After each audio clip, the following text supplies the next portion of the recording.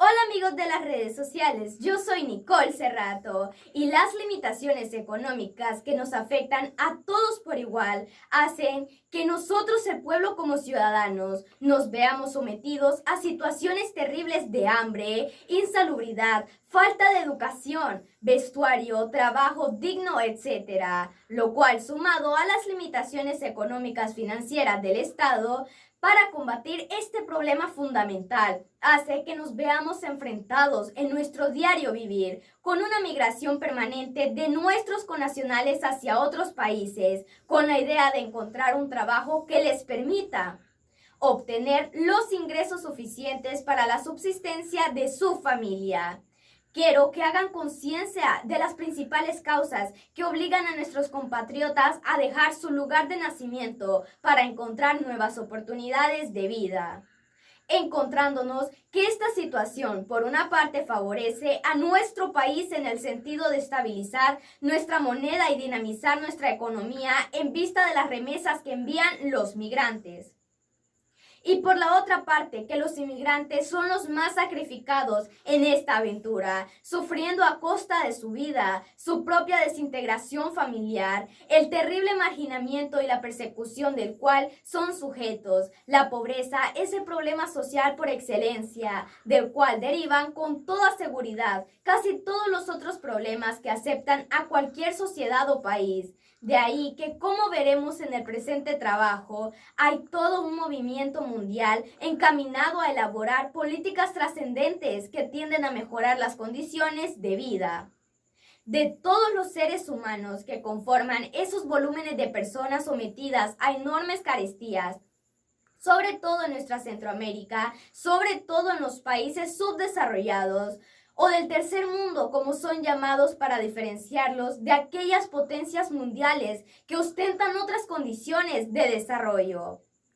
Las limitaciones económicas que afectan al pobre hacen que ésta se vea sometido a situaciones terribles de hambre, insalubridad, falta de educación, vestuario, trabajo digno, etc. Lo cual, sumado a las propias limitaciones económico-financieras de los propios estados para desarrollar políticas efectivas para combatir este flagelo, hace que se deriven en las consecuencias que analizaremos próximamente. Todos los países, sin excepción, diseñan políticas encaminadas a lograr un crecimiento económico, con la idea de que el mismo redundará finalmente en un mejoramiento de las condiciones de vida de su población. Casi todos los gobernantes, sin excepción, envían los mismos discursos de fin de año a sus gobernados, en los cuales, generalmente y sin excepción, uno de los temas principales a informar es el índice de crecimiento económico que se obtuvo en el año que termina. Nuestros países no son la excepción. Recientemente los países centroamericanos han impulsado en los últimos años políticas de crecimiento económico que no han tenido efectos relevantes en la reducción de la pobreza. De acuerdo a ese estudio, los países de la región han mostrado antes en su lucha para reducir la pobreza. Sin embargo, las cifras no son derivadas de las políticas públicas. Las políticas de reducción de la pobreza son tales, sino políticas para el crecimiento económico, y determinan señalando que puede haber crecimiento económico, pero la realidad es que no necesariamente hay reducción de la pobreza.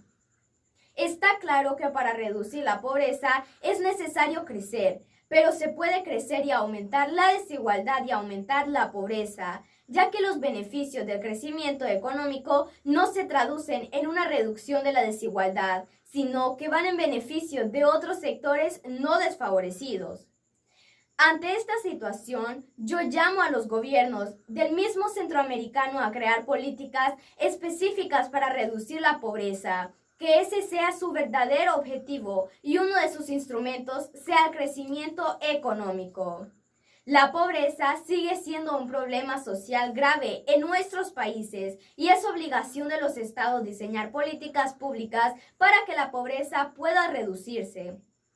En nuestro país, una de las quejas más frecuentes respecto a las cifras oficiales que ofrece el gobierno cada fin de año respecto del índice de crecimiento económico obtenido en el año anterior es que tal crecimiento no se ve reflejado de ninguna manera en el bolsillo de los pobres, quienes cada día ven reducidas sus posibilidades de compra de los productos de la canasta básica y por ende se ven sumidos cada vez más en las barras de la pobreza extrema. Otro tema definitivamente relacionado con el tema de la pobreza es el de la educación, tema que por sí solo podría ser objeto de un extenso trabajo. El analfabetismo es un problema muy importante en la realidad educativa de nuestro país centroamericano. Los datos indican que la tasa de analfabetismo continúa siendo mayor en la población del área rural, en la urbana. Además, el analfabetismo es superior en las personas de mayor edad. La mala educación arrastra este enorme índice de analfabetismo que no se ha podido superar debido a muchos factores, pero sobre todo por la falta de una política definida de los gobiernos para atacar de manera puntual y definitiva este problema. La falta de educación genera más pobreza y esta a su vez genera más falta de educación. Veamos, en un país como el nuestro, en el que la propia constitución política señala a la educación como uno de los bienes que garantiza el Estado, misma que declara como obligatoria para toda la población, en la realidad encontramos que un enorme segmento de la población infantil trabaja y no asiste a la escuela en virtud de su enorme necesidad de trabajar para subsistir y ayudar a su familia, constituida en la mayoría de los casos por su madre soltera y hermanos menores. En otros casos, encontramos un altísimo porcentaje de deserción escolar que se traduce en un abandono de las labores escolares de muchos alumnos, otra vez debido a las enormes limitaciones de los educandos que los obligan a abandonar la escuela para ir a trabajar, o no asisten por no tener para sus medios de transporte, vestuario y más aún para una alimentación adecuada. Si a esto agregamos las deficientes condiciones de nutrición que generalmente padecen debido a su pobreza, el abandono de la escuela es casi por inercia que se dará más tarde o más temprano.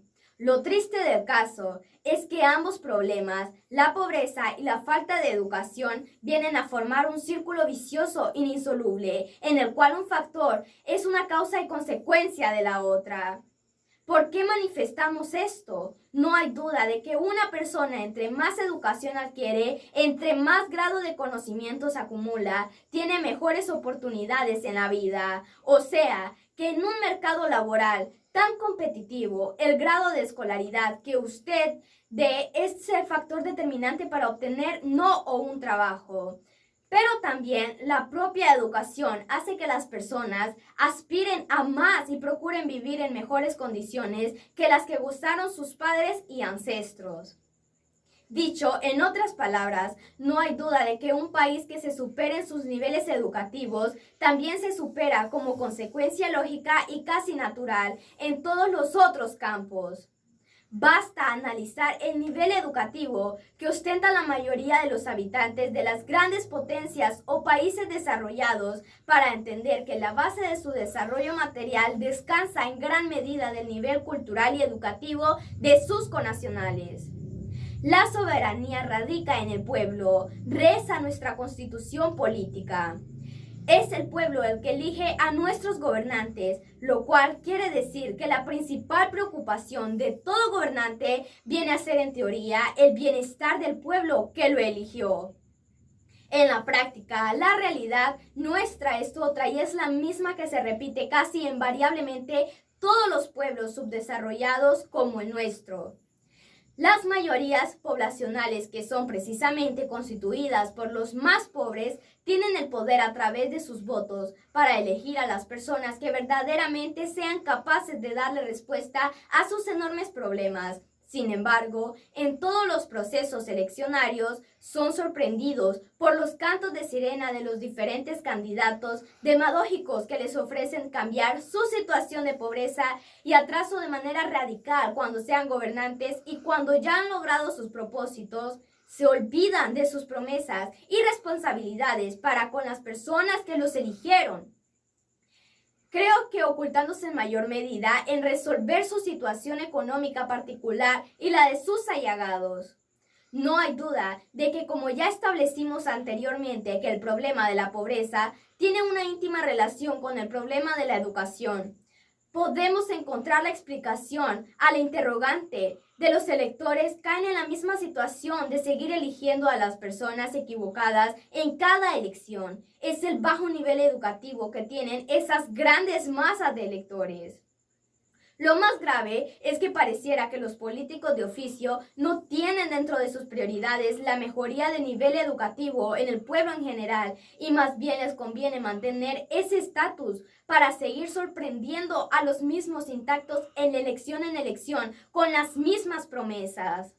Decimos esto en virtud de que aun cuando el Estado invierte una enorme parte de su presupuesto en mantener todo un sistema educativo, lo cierto es que la calidad de educación ha ido menguando continuamente debido a una falta de fiscalización de todo el sistema. En el área rural aún encontramos escuelas con grandes limitaciones materiales, falta de maestros, aulas, libros, etc. Y cuando se mejoren cuanto los recursos materiales, los maestros, al tener poca supervisión de parte de sus superiores, son enormemente deficientes en el desempeño de su trabajo, trabajando pocos días de la semana o pocas horas del día, con los resultados ya conocidos en una deficiente educación para los pocos alumnos que terminen los años electivos. Con un panorama tan desalentador, las posibilidades de alcanzar estratos de desarrollo y bienestar general para las mayorías dentro del esquema de las mismas estructuras es prácticamente imposible. Otro problema muy relacionado con el grado de pobreza que vive nuestro país tiene que ver con la práctica permanente de todos los gobiernos que al iniciar sus periodos administrativos dejan interrumpidos los programas de los gobiernos anteriores para implementar sus propias ideas de solución a los problemas nacionales, de tal forma que cualquier realización material que se encontraba en ejecución con el gobierno anterior se queda a medio hacer y eso repercute finalmente en los grados de pobreza de la población. Una de las formas reales de superar el subdesarrollo de nuestro país descansaría en un cambio de mentalidad de los políticos en el sentido de lograr con todos los medios de la aplicación del Plan de Nación 18 y encaminar los esfuerzos de todos los futuros gobernantes a seguir los caminos trazados en dicho plan a fin de llegar a los objetivos y metas a ir propuestos. Los invito a unirse a la nueva generación de líderes que gobernaremos nuestra Centroamérica unida en un solo país. Yo soy Nicole Cerrato, por una causa y con un propósito. La hora del cambio llegó y es ahora.